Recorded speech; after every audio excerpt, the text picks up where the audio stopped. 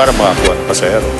Panahon na raw para baguhin ang sistema at maisaayos ang pagpapasweldo sa mga bus driver. I'm going to invite the Department of Labor as far as that is concerned, yung compensation. Many of the bus operators, sila rin may kasalanan yan, do not treat their bus drivers as employees, but rather parang contractual party lang. No? Inalam namin kay Claire de la Fuente, presidente ng Integrated Metro Bus Operators Association o IMBOA, kung bakit nga ba di pwedeng swelduhan na lang ang mga bus driver sa halip na porsyentuhan.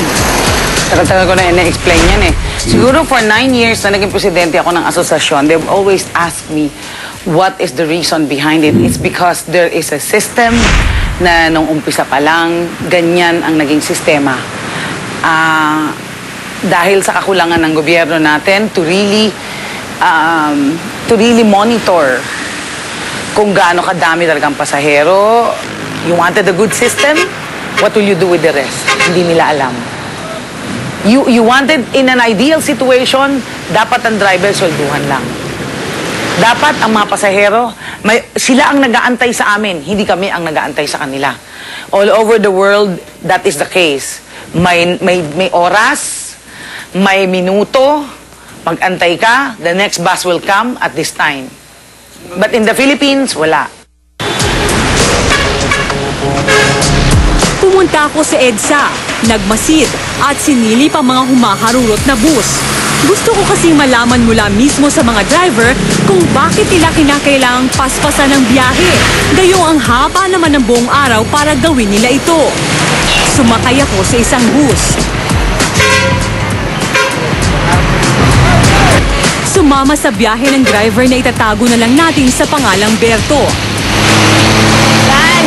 Mabilis magpatakbo ng bus si Berto, pero anya, kamado na niya ang daan at tansyado niya ito kaya wala namang pangamba na maaksidente siya.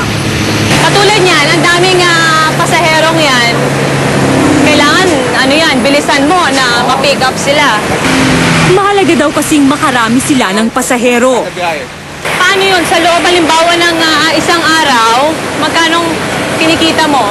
Pag araw-araw po kayong kota, mga 1-2, kasi 12.5 ang namin ang kota namin eh. So 10% po kami. Sa 12.5 po, 10%. So ano ginagawa mo para maging malaking komisyon mo? Medyo konting diskarte, tapos medyo konting hato sa kalsada. Yung hato na maingat naman. Aminado si Berto na sa mga tulad niyang bus driver na kita ang habol sa maghapon, di maiiwasan na makipagkarera sa mga bus na kapareho ng kanilang ruta. Unahan sila sa pagkuha ng pasahero. Kailangan makipagbasag ang kahon ng side mirror para lang mauna ka, makapick up ng pasahero. Gagawin mo yun. Pero siyempre iisipin mo rin, safe yung pasahero mo. Hindi yung ganun na sistema na parang baliwala yung pasahero. Kailangan safe lagi pasahero. Yun ang priority namin eh. Habang bumabiyahe kami, nakita ni Berto na naunahan siya ng isang bus. Di nagpatalo si Berto, pinilit niyang unahan ng nasa unahang bus. Nakakaba, kailangan mo talagang kumapit dahil kung hindi, gusto ko nakakatakot. Bilis.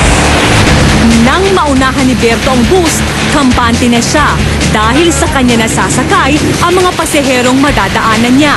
Sabi ni Berto, di naman daw nila gagawin ito, kundi lang talaga sila naghahabol sa kita. Tunay na mahirap baguhin ang nakasanayan ng sistema na porsyentuhan ng mga bus operator.